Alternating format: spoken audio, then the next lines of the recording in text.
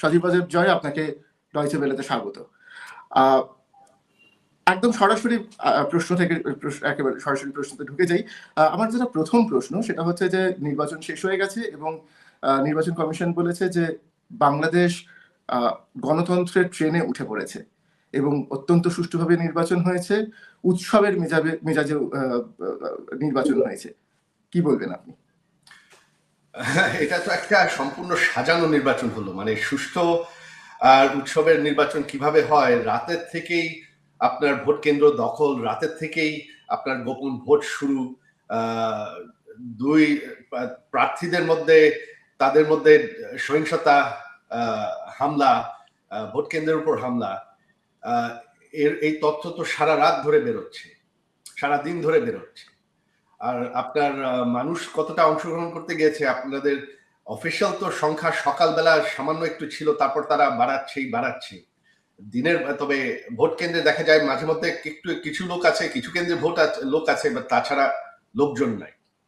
তারপর আপনার অনেকেই যারা ভোট দিতে যাচ্ছে গিয়ে দেখছে যে তাদের ভোট অলরেডি দেওয়াই হয়ে গেছে। সো এটা তো কোনো নির্বাচনই হয়নি। আপনি যেটা বলছেন, আপনি যে অভিযোগ তুলছেন, আমরা ইতিমধ্যেই আপনার মা এবং বাংলাদেশের সাবেক প্রধানমন্ত্রী শেখ হাসিনার বিবৃতি পেয়েছি এবং সেখানে তিনি বলেছেন যারা ভোট দেননি তাদেরকে তিনি স্বাগত জানিয়েছেন। আমার প্রশ্ন হচ্ছে যে আজকে যেই নির্বাচন আমরা দেখেছি, আমার যে সহকর্মীরা বাংলাদেশে আছেন তারা যেভাবে সেখান থেকে কাভার করছিলেন, তারা বলছিলেন মানুষ আসছেন এবং ভোট দিচ্ছেন। আমি যদি ঠিক এর আগের নির্বাচনের প্রসঙ্গে যাই, যে নির্বাচন আমরা এর আগে দেখেছি, সেখানে কিন্তু বারবার এই অভিযোগ উঠেছে। 2024-এর নির্বাচনে এই অভিযোগ উঠেছে, 2018 নির্বাচনে এই অভিযোগ উঠেছে। আপনার মনে থাকবে যে বলা হয়েছে রাতের নির্বাচন, 2018-এ বলা হয়েছিল রাতের নির্বাচন। এর আগের বারের যে নির্বাচন আমরা দেখেছি সেখানে আমরা দেখেছি সব মিলিয়ে 40% মতো ভোট পড়েছিল, 40% ভোট পড়েছিল। সুতরাং আপনারা আজকে যে অভিযোগটা আনছেন সেটা কতটা ভ্যালিড বলে আপনার মনে হয়? আপনি বলছেন সেই 2014 সালের নির্বাচন যেখানে বিএনপি বয়কট করেছিল, এখানে তো কেউ বয়কট করে না, এখানে বাধ্যতামূলক গায়ের জোরে। আমি 2024-এর নির্বাচনে 40% মতো ভোট করেছিল।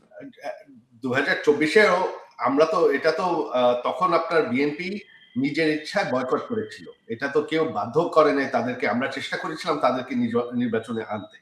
তবে এখন তো আপনার বাধ্য করে গায়ের জোরে, আপনার শুধু আওয়ামী লীগ না, আপনার বাংলাদেশের যতই আপনার প্রগতিশীল দল তাদেরকে বাদ করা হয়েছে, তাদের নেতা কর্মীরা জেলে, তাদের অফিস টফিস কিছুই নেই, পুড়িয়ে ফেলা হয়েছে, তাদেরকে কোনো ক্যাম্পেইন করতে দেওয়া হয়নি।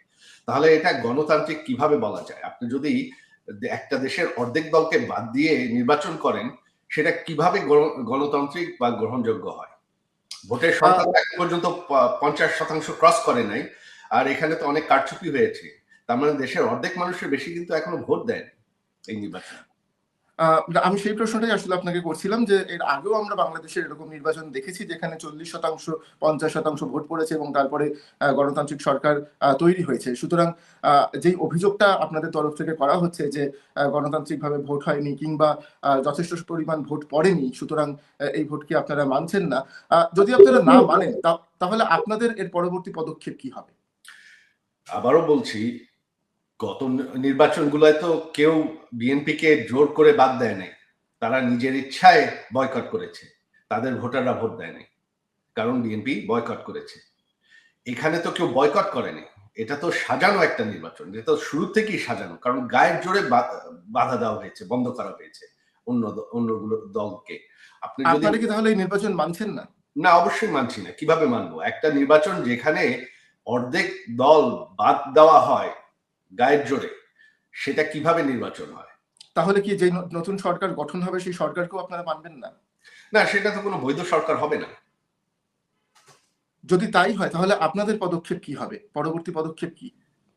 আমাদের পদক্ষেপ হবে যে এটা দেশের মানুষ দেখতে পারবে, যেই ক্ষমতায় আসুক দেশের মানুষ এটা বুঝবে, দেশের দেখা যাবে যে দেশের পরিস্থিতি কি হয়।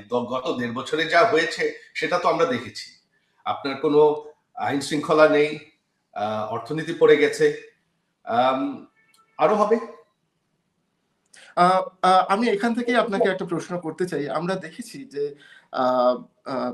বিএনপির চেয়ারপারসন, চেয়ারম্যান যারা তারেক রহমান, তিনি কিন্তু একটি সাক্ষাৎকারে, রয়টার্সকে একটি সাক্ষাৎকারে তিনি বলেছেন যে শেখ হাসিনার যারা ছেলে মেয়ে তারা যদি বাংলাদেশের রাজনীতিতে আসতে চান তাহলে তারা স্বাগত। আপনি কি তাহলে বাংলাদেশের যে পরবর্তী রাজনীতি, সেই রাজনীতির ময়দানে নামছেন, বা আপনার মায়ের সঙ্গে এই বিষয়ে কোনো কথা হয়েছে? না, আমার এখানে এই বিষয়ে কোনো সিদ্ধান্ত নাই। আমি কোনোদিন সরাসরি রাজনীতি করতে চাইনি। ভবিষ্যতে কি হবে আমি তো বলতে পারবো না। তবে দেশের রাজনীতিতে কে আসবে এটা দলের কর্মীদেরই নির্ধার করতে হবে। দেশের যারা আমাদের সাপোর্টার তাদেরই নির্ধার করতে হবে। এটা আমার দায়িত্ব না। আমি তো তাদেরকে বলে দিতে পারি না। তো আমি সারা জীবনে বিদেশে, আমি আমেরিকা এখন 31 বছর ধরে আছি। এখানে আমি শান্তিতেই আছি।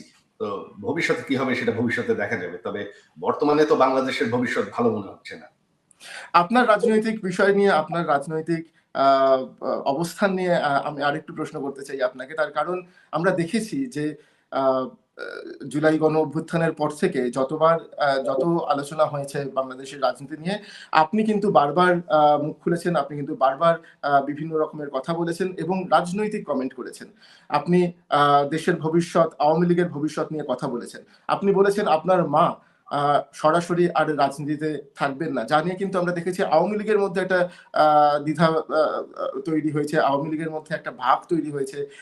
আমি এই প্রশ্ন দিল্লিতে আওয়ামী লীগের নেতাদেরকে করেছিলাম এবং তারা বলেছেন দল এমন কোনো সিদ্ধান্ত নেয়নি। আপনার কি মনে হয় যে আওয়ামী লীগের মধ্যে একটা ভাঙন তৈরি হচ্ছে? না, আওয়ামী লীগের মধ্যে ভাঙন তৈরি হবে না। আওয়ামী লীগ ঐক্যবদ্ধ আছে। আওয়ামী লীগ নির্যাতিত এখন। তো এইখানে তো আপনার ভাঙন হওয়ার প্রশ্নই উঠে না। কারণ আমাদের হাজার হাজার, গত কয়েক সপ্তাহের মধ্যেই আমাদের 20,000-এর উপর গ্রেফতার হয়েছে। গত 1.5 বছরে আমাদের হাজার হাজার নেতারা, কর্মীরা জেলে আছে এখনো কোনো বিচার ছাড়া। আর বাকিদের তো দেশ ছেড়ে, অনেকের হাজার হাজারের দেশ ছেড়ে ভেগে যেতে হয়েছে, কারণ তাদের বাড়ি ঘর পুড়িয়ে দেওয়া হয়েছে। আমার যে নিজের বাড়ি, আমার বাবার বানানো বাড়ি, সেই 40 বছর পুরানো বাড়ি, ওই বাড়ি পুড়িয়ে দেওয়া হয়েছে।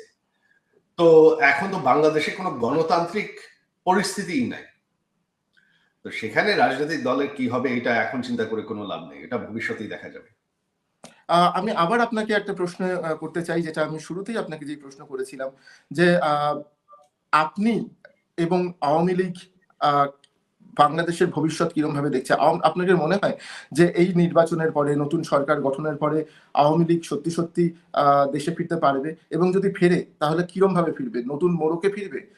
নতুন প্রজন্ম আওয়ামী লীগের দায়িত্ব গ্রহণ করবে, নাকি নাকি কি হবে? আপনারা কি ভাবছেন? আওয়ামী লীগ হচ্ছে স্বাধীনতার দল আর দেশের সব থেকে পুরানো দল। আওয়ামী লীগ মুছে যাবে না। আওয়ামী লীগ ফেরার প্রশ্ন না। আওয়ামী লীগ দেশে আছে। এই দেখেন, এই নির্বাচনে দেশের অর্ধেকের বেশি মানুষ কিন্তু ভোট দেন। তারা বেশিরভাগ আওয়ামী লীগের সমর্থক। তো আওয়ামী লীগ দেশে আছে। আপনি নেতৃত্ব যে কে দেবে সেটা প্রশ্ন, সেটা ভবিষ্যতে দেখা যাবে। আপনি যে বলছেন আওয়ামী লীগ দেশে আছে, এখানেই আমার প্রশ্ন। আওয়ামী লীগের যারা তৃণমূল স্তরের একেবারে গ্রাসরুট লেভেলের যেই কর্মীরা, তারা আমরা দেখেছি তারা দেশে আছেন। তাদের অনেকের উপরে আক্রমণ হয়েছে, সেও আমরা দেখেছি এই গত 1.5 বছরে।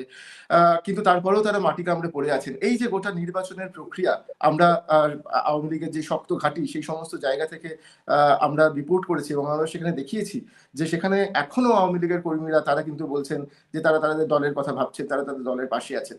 অথচ আওয়ামী লীগের যারা একেবারে প্রথম সারির নেতৃত্ব, তারা কিন্তু সবাই দেশ থেকে পালিয়েছেন, অধিকাংশ তাদের দেশ থেকে পালিয়েছেন, তারা অন্য দেশে গিয়ে আশ্রয় নিয়েছেন। আওয়ামী লীগ চলছে কি করে? আপনার কি মনে হয় না যে আওয়ামী লীগকে যদি, যেটা আপনি বলছেন, রাজনৈতিক প্রক্রিয়ায় ফেরাতে হয়, তাহলে এই যেই আপনাদের যে ভোটার রয়েছে কিংবা আপনাদের যে কর্মীরা রয়েছেন, তাদের পাশে গিয়ে দাঁড়ানোর প্রয়োজন, আপনাদের নেতা কর্মীদের পাশে? এখন আমাদের নেতাদের উপর যে নির্যাতন হচ্ছে, যেটা আপনি বললেন, তাদেরকে তো দেশে ফিরলে গ্রেফতার করা হবে, জেলে নেওয়া হবে, হত্যা করা হবে। গত 1.5 বছরে 500-র উপর আমাদের নেতাকর্মী হত্যা করা হয়েছে। তাদের মধ্যে প্রায় 35 জনের মতন পুলিশের কারাগারেই হত্যা করা হয়েছে। তো এখন তো সেই পরিস্থিতিই নাই। আপনি যদি একটা গণতন্ত্রের কথা বলেন, সব থেকে বড় দল, যেটা সব থেকে পুরানো দল, তাদেরকে যদি আপনি গায়ের জোরে এভাবে নির্যাতন করে ব্যান করে রাখেন, তো তারা ফিরবে কিভাবে? বাংলাদেশে এখন যারা রাজনীতির ময়দানের আছেন, বিএনপি কিংবা জামাত শিবির, তাদের প্রত্যেকেই কিন্তু আমরা তাদের যখনই যা যা ইন্টারভিউ আমরা দেখেছি, আমাদের সহকর্মীরা যে ইন্টারভিউ তাদের করেছেন, তারা প্রত্যেকেই বলেছেন তারা একটা গণতান্ত্রিক বাংলাদেশ দেখতে চাইছেন, তারা একটা অল ইনক্লুসিভ বাংলাদেশ দেখতে চাইছেন। এবং তারা বলছেন এবং এই কথাটা আমরা এর আগেও জুলাই অভ্যুত্থানের পরেও কিন্তু আমরা বহু মানুষের কাছে শুনেছিলাম যে আওয়ামী লীগের নেতারা তারা যদি ক্ষমা চেয়ে নেন, যা ঘটেছে তার জন্য যদি তারা ক্ষমা চেয়ে নেন, তাহলে তারা আবার রাজনীতিতে ফেরার একটা জায়গায় পৌঁছতে পারবেন। আপনারা কি ক্ষমা চাওয়ার জায়গায় আছেন? আপনি বলেন আওয়ামী লীগ যদি ক্ষমা চায় তাহলে তারা ছাড় দিয়ে দেবে? নির্বাচন তো করে ফেলেছে। আমরা বারবার বলেছি এখানে, আমার মা নিজে ব্যক্তিগতভাবে জুলাই 24 সালেই যারা নিহত হয়েছে তাদের পরিবারদের সাথে দেখা করেছেন, তাদেরকে ওয়াদা করেছেন বিচার হবে।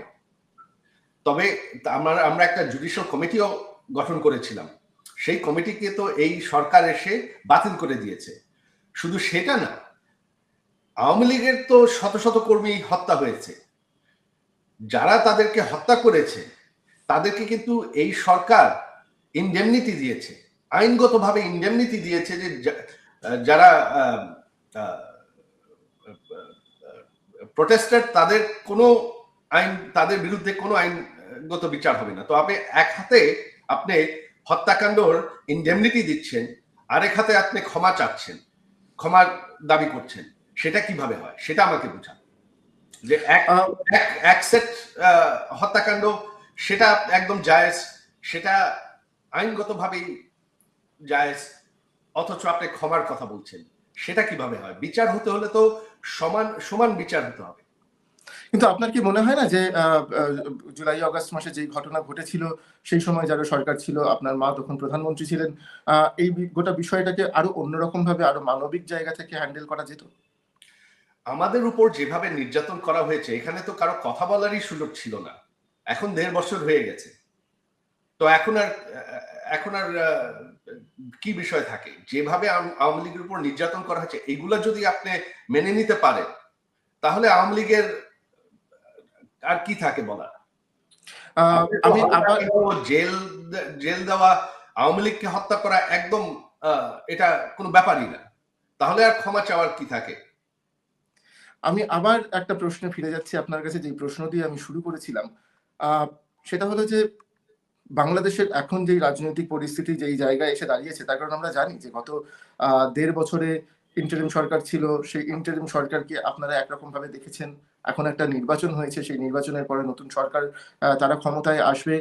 এই গোটা পরিস্থিতির মধ্যে যেটা আপনি আল জাজিরাকে সম্প্রতি বলেছেন, আমাদেরকে বলেছেন বিভিন্ন সাক্ষাৎকারে, যে আপনার মনে হয় না যে আপনার মা শেখ হাসিনা তিনি আর রাজনৈতিকভাবে বাংলাদেশের রাজনীতিতে প্রবেশ করবেন, তিনি আর বাংলাদেশের রাজনীতিতে অংশগ্রহণ করবেন?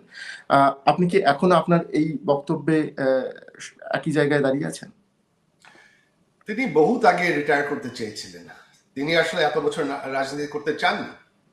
তো তিনি কি করবেন এটা ওনাকেই জিজ্ঞেস করতে হবে। তবে আমার আর মনে হয় না। তো সেটা আবার বলছি যে ভবিষ্যতে কি হবে আমি বলতে পারি না।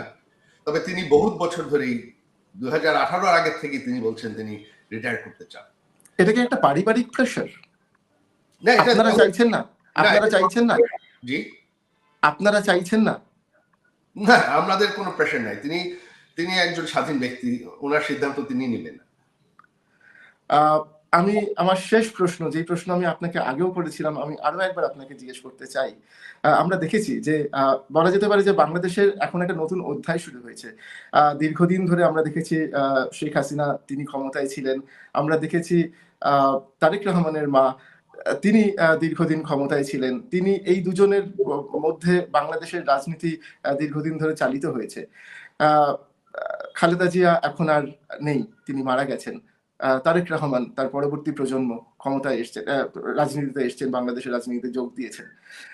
আপনারা কি আপনি বা আপনার বোন, আপনারা কি বাংলাদেশের রাজনীতিতে কোনোভাবে যাওয়ার কথা ভাবছেন? না, আমাদের সেরকম কোনো চিন্তা নেই। তবে বাংলাদেশে এখন ভবিষ্যৎ কি হবে, আপনি যেটা বললেন যে হ্যাঁ আওয়ামী লীগ যে এত বছর ক্ষমতায় ছিল, তার আগে আওয়ামী লীগ বিএনপি দুদলই ক্ষমতায় ছিল। তবে একটা জিনিস বাংলাদেশের মানুষ অলরেডি বোঝে এবং আরো ভবিষ্যতে দেখা যাবে যে আওয়ামী লীগের যে 16-17 বছর, এটা যে অর্থনৈতিক অগ্রগতি, উন্নয়ন, আইন শৃঙ্খলা, জঙ্গিবাদের বিরুদ্ধে যে শক্তিশালী অবস্থান, এরকম শান্তিপূর্ণ সময়, এরকম অর্থনৈতিক উন্নয়ন বাংলাদেশের ইতিহাসে কোনোদিন হয়নি।